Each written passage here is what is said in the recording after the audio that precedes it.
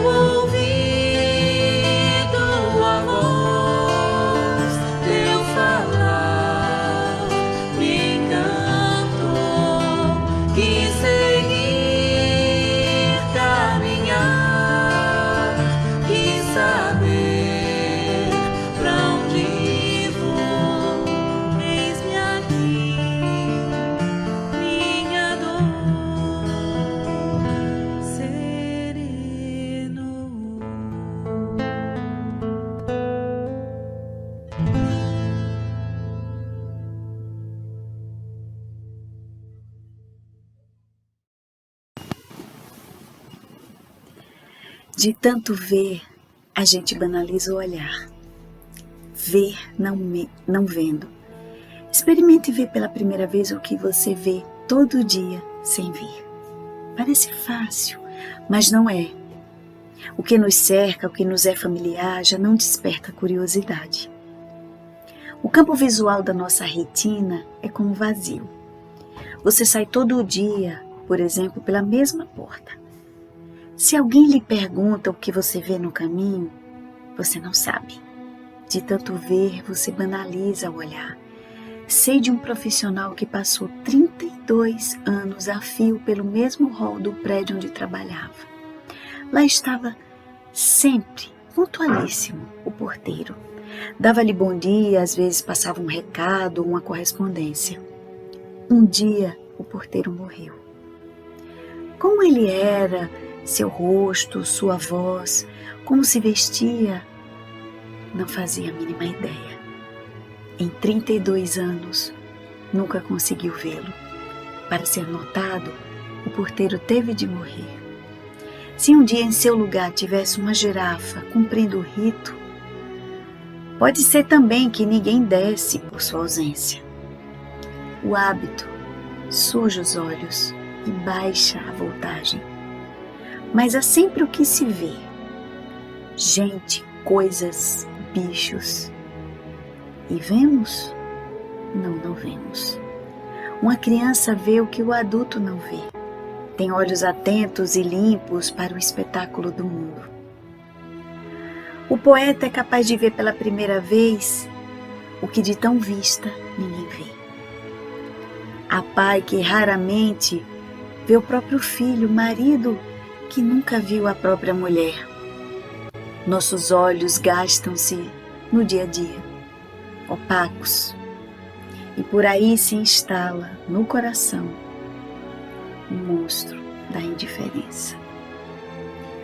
Com essa mensagem intitulada Ver Vendo, de Otto Lara Rezende, um grande jornalista brasileiro já desencarnado, nós cumprimentamos vocês, amigos queridos, amigas queridas, irmãos de jornada, em mais um programa Caminhos de Autoiluminação, desejando profundamente que todos possam se encontrar em paz e em serenidade, mesmo diante de tantos desafios.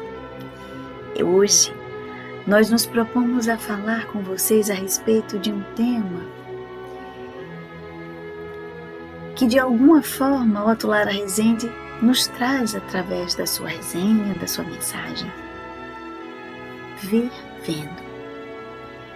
No fundo dessa mensagem há uma grande reflexão a respeito do enrijecimento da nossa forma de enxergar a vida, de observar o mundo ao nosso redor. Quantas vezes nós nos cristalizamos diante das nossas próprias posturas, das nossas visões diante da vida, diante das coisas e do mundo, e ficamos cegos. Pior cego, nos diz o ditado, é aquele que não quer ver. Então, diante desses contextos, o convite é para que possamos lançar um olhar para dentro, revisitar os nossos conceitos e ver até que ponto nós estamos dilatando a nossa forma de compreensão da vida e do mundo. Pensando a respeito desse tema, naturalmente me veio a passagem da cura do cego Bartimeu. E aí não custa nada lembrar a passagem que é riquíssima e que nós podemos usar como uma grande metáfora a respeito de nós mesmos, porque mesmo tendo a chance da proximidade da mensagem do Cristo, o que nós temos a pedir a Ele? O que verdadeiramente nós convocamos e solicitamos ao Mestre em termos de amadurecimento e de evolução, quando na maioria das vezes nós não exercitamos no dia a dia e ampliamos essa nossa visão do mundo e essa nossa compreensão das coisas. Será que ainda permanecemos cegos diante das realidades tão próximas e tão presentes de nós? Mas vamos então à passagem narrada pelo evangelista Marcos, relembrando então desse encontro do cego de Jericó com Cristo. Narra então o evangelho que Jesus passava pela cidade de Jericó, acompanhado por grande multidão, quando um cego que mendigava à beira do caminho, de nome Bartimeu, filho de Timeu, ouvindo que a turba se aproximava e que o mestre Nazareno se encontrava dentre eles, começou a clamar: Jesus, filho de Davi, tem misericórdia de mim. O cego Bartimeu é um símbolo da negação do poder pessoal. É uma negação, podemos dizer, de tudo o que poderia ocasionar traumas, dores, ignorância. Mas também a gente pode dizer, metaforicamente, na figura do cego Bartimeu, como aquele que é cego para as próprias potencialidades, que muitas das vezes somos nós mesmos. Essa passagem é rica de metáforas, porque Jesus, mesmo diante da turba, daquele barulho, ouvia a súplica ao longe daquele cego. Grande conhecedor da alma humana, aproveitou aquele ensejo para dar uma grande lição a todos que tivessem olhos de enxergar. Ouvindo o clamor, Jesus convoca que o cego Bartimeu fosse até ele. E não se dirigiu até ele, até o cego. Naquele instante, Jesus, vendo o verdadeiro sentido de uma alma que suplicava e que estertorava num desejo crescente de mudança de vida, de mudança de visão, convoca para que ele se dirigisse então até o próprio Cristo. E narra a passagem do Evangelho de Marcos, que o cego de Jericó retira a capa e vai ao encontro do Mestre. A capa era um símbolo que colocava aqueles que a possuíam numa condição de status social de miserabilidade. De certo modo, dava-lhe um conforto, porque o colocava na condição de pedinte, no status de pedinte e, por conseguinte, na condição de que alguém que despertava a compaixão nos demais. Mas o símbolo nos fala de alguém que abria mão dessa condição de miserabilidade, de piedade de si mesmo, para lançar-se numa nova aventura, na busca por uma nova visão de vida. Não suportava mais enxergar o mundo de forma enrijecida, de forma aprisionada. Queria algo mais. O convite era para que ampliasse a sua visão. E aí tem um trecho narrado, esmiuçado e interpretado de uma forma muito bonita e muito profunda por Andrei Moreira, médico espírita, membro da Associação Médico Espírita Mineira, que traz no seu livro Cura e Autocura a seguinte interpretação que nós descreveremos para vocês. Quando Bartimeu alcança Jesus, o divino pedagogo, conhecedor profundo da alma humana, questiona-lhe: o que queres que eu faça? Certamente que o Cristo, o enviado celeste, sabia o que tinha para oferecer. Mas torna-se essencial a consciência do processo, aquele que busca a cura. Então Jesus questiona: dentre tudo aquilo que tenho a te oferecer, a te ofertar, que queres receber? Bartimeu tinha desejos, expectativas, visões que foram validadas pelo Mestre quando lhe questionou a que veio e o que o desejava dele. E o filho de Timeu, tocado em sua alma pela sabedoria e maturidade, respondeu-lhe: Senhor, que eu veja. Que eu possa então enxergar os caminhos por onde minhas pernas haverão de trilhar, por onde haverei de buscar minha felicidade, a minha alegria, a realização de minha alma, que eu veja os roteiros de luz que tu tens para me indicar, a fim de que possa restabelecer a minha autoestima e sedimentar a minha confiança na rocha firme das convicções profundas que me direcionam para a autossustentação e a autogerência com dignidade e eficácia na busca pela felicidade. Nessa interpretação que Andrei Moreira traz a respeito do cego de Jericó, nos fala dessa vontade íntima, desse desejo de despertar. Porque mesmo posta diante de nós tantas mensagens, tantas lições importantes que a vida se nos apresenta como uma forma pedagógica de ampliação da nossa forma de ver e de enxergar o mundo. Nessa passagem há um convite para um despertamento, para que possamos mudar a nossa forma de viver e de enxergar. É um convite à renovação, à restauração, a largarmos essas capas que nos aprisionam nessa vida compactada, nessa vida pequena, apequenada, não porque Deus quis assim, mas porque nós nos acomodamos, nos apiedamos de nós mesmos e só queixamos da vida que gostaríamos de ter, mas que não temos. Como se todas as mudanças e as transformações viessem de fora para dentro e não de dentro para fora. Quando Cristo pergunta ao cego Bartimeu: o que queres que eu faça?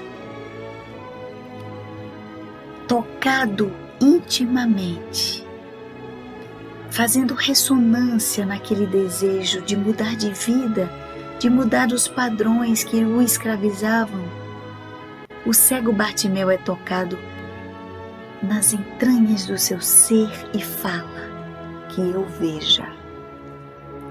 Mas não era a visão do corpo a que Bartimeu se referia.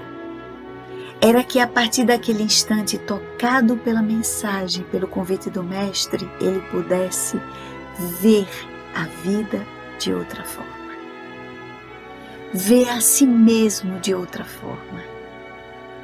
Ampliando-lhe todas as possibilidades de entendimento de uma visão que o livraria dos grilhões que aprisionavam durante provavelmente muito tempo aquela alma aprisionada a esses padrões, a esses hábitos cristalizados que nos levam a uma visão indiferente da vida. Na fala de Otto Lara Rezende, na sua mensagem. O convite é para que possamos arrancar esses véus cristalizados da nossa visão de mundo, compreender o nosso papel diante da vida, pararmos de nos tornar cegos, impotentes diante dessa potencialidade que se apresenta em nossas vidas. Porque, na maioria das vezes, de tanto ver, não enxergamos. De tanto nos colocar na mesma posição, na mesma situação diante da vida, cristalizamos os nossos entendimentos. E aí o convite do Cristo, dos irmãos da espiritualidade que sempre estão trazendo mensagens para que nós possamos mudar o nosso foco e a nossa visão, abrindo novos leques de entendimento. O convite, todas as vezes que a dor, por exemplo, se nos apresenta no nosso caminho, é para que possamos mudar a nossa visão de mundo. A esse respeito, no livro chamado Liberta-te do Mal, de Joana de Ângeles, nós temos no capítulo intitulado Conhecimento e Segurança a seguinte fala: referindo-se ao Cristo, diante de todos aqueles que o buscavam em agonia, buscando novas formas de viver ou a cura para suas dores, Joana de Ângeles nos explica: jamais ele, Jesus, esbroprou alguém que lhe haja buscado a orientação, sobrecarregando-o com censuras e acrimônias. Antes, pelo contrário, sempre procurou aliviar o peso de sua aflição, para depois sugerir, às vezes, com energia, um novo comportamento, aquele que é capaz de proporcionar a saúde integral e a verdadeira paz espiritual. Nunca expôs as misérias morais e espirituais dos enfermos do corpo e da alma, que lhe buscavam a misericórdia e a consideração das massas irresponsáveis, permitindo que o opróbrio e a humilhação fizessem parte da sua terapêutica de amor. Sempre encontrava um recurso emocional para despertar a consciência adormecida e a responsabilidade pessoal de cada um, mediante o conhecimento moral responsável pela segurança de conduta.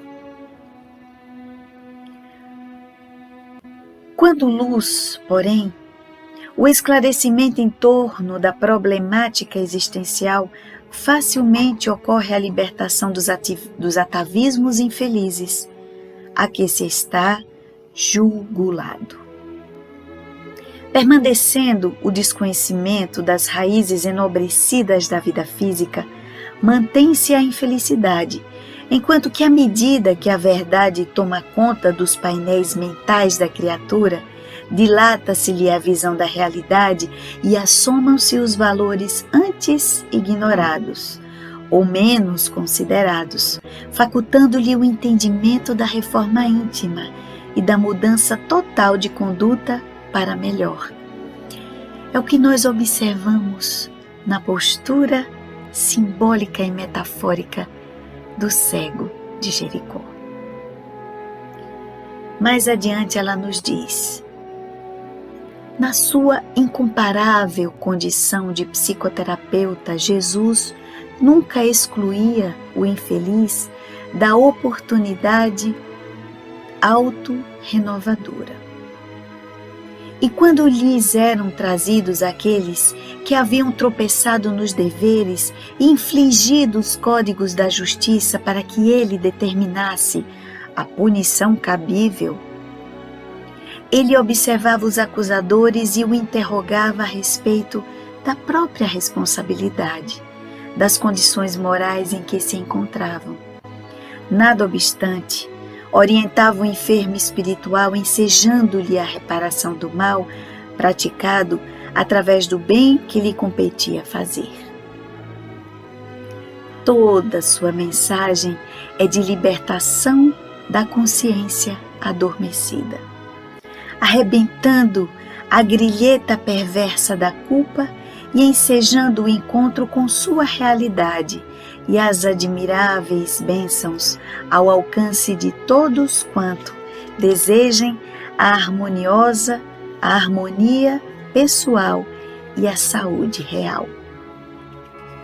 Ele sempre acolhia a todos com a mesma generosidade e carinho, exceção feita uma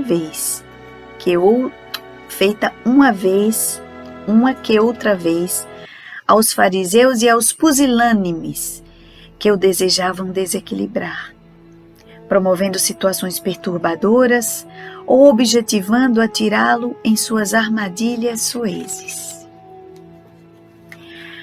Desde quando, porém, foram convidados ao ministério, experimentaram os seus discípulos grande transformação e tiveram de enfrentar o inusitado da convivência com outras pessoas de diferentes comportamentos e segmentos sociais variados, desde a miséria até a abundância.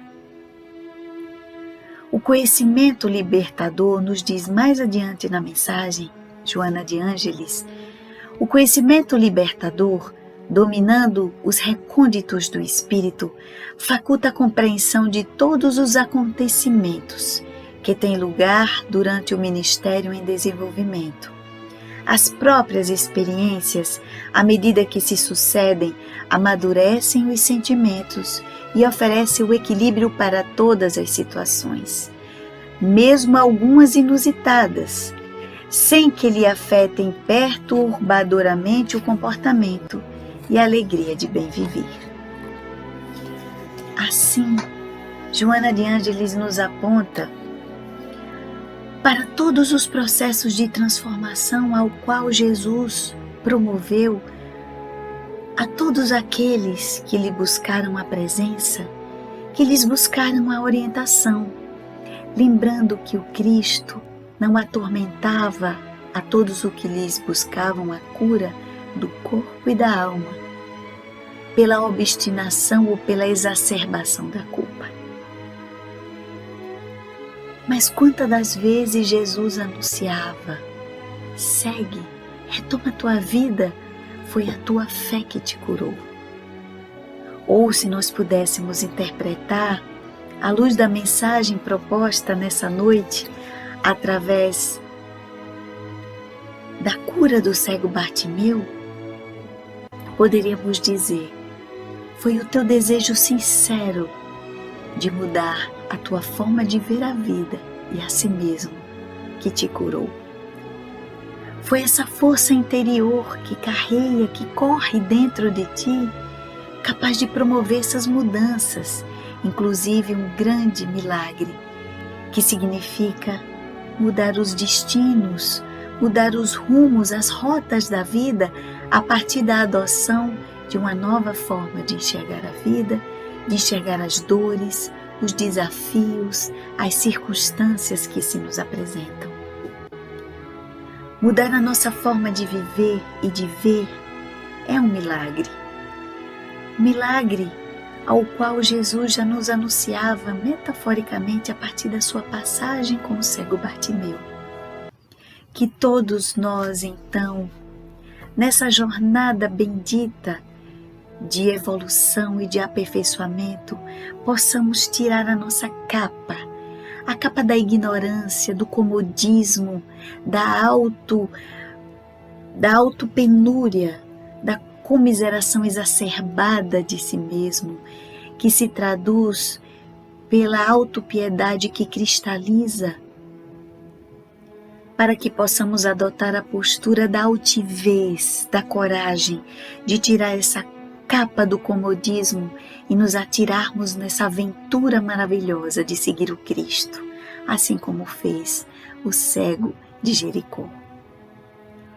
Que novos caminhos possam se apresentar em nossas vidas a partir desse novo entendimento, dessa nova visão de mundo, a qual o Evangelho do Cristo nos apresenta a cada instante.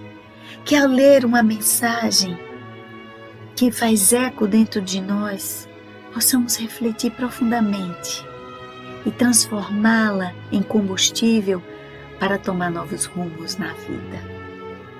Assim, queridos amigos, que por meio dessas reflexões simples, mas que são trazidas pelo Mestre com tanta profundidade, possamos refletir nas palavras de Joana, trazendo para nós novos caminhos de entendimento e novos caminhos de renovação.